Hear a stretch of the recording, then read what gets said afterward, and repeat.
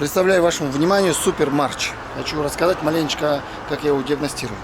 Ситуация такая, что ехал и заглох. Вот у нас К11 кузов, G10 мотор.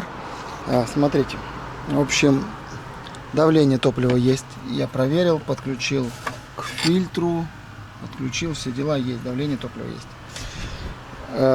Останавливается при запуске.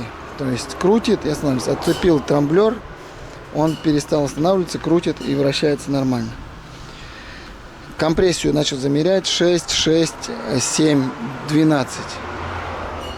В общем, предположения такие, что что-то, наверное, скорее всего, с цепью.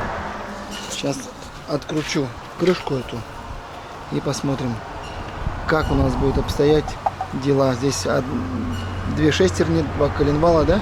И посмотрим между ними шестереночки, как дела у них здесь. В общем, ситуация пошла не по плану.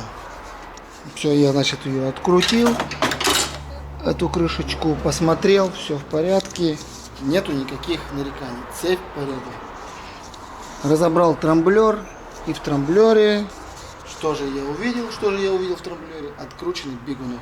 Просто открутился бегунок и все. И сам по себе там болтался. Перекрутил бегунок. Сейчас маслице поменяю. Ну и заодно, кстати, поменял я этот натяжитель там, другой поставил. Вам это, к сожалению, не показал. Ну, в общем, такая простая ситуация у меня случилась.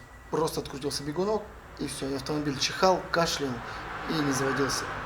И еще, когда при запуске все было, он так делал. Жик-жик, как будто взрыв происходил. Воспламенение было не в то время, когда надо. Ну что, вот такой маленький обзорчик. К11 кузов, еще раз, CG10 мотор. Симптомы были: чихал, не заводился и при запуске подклинил как будто.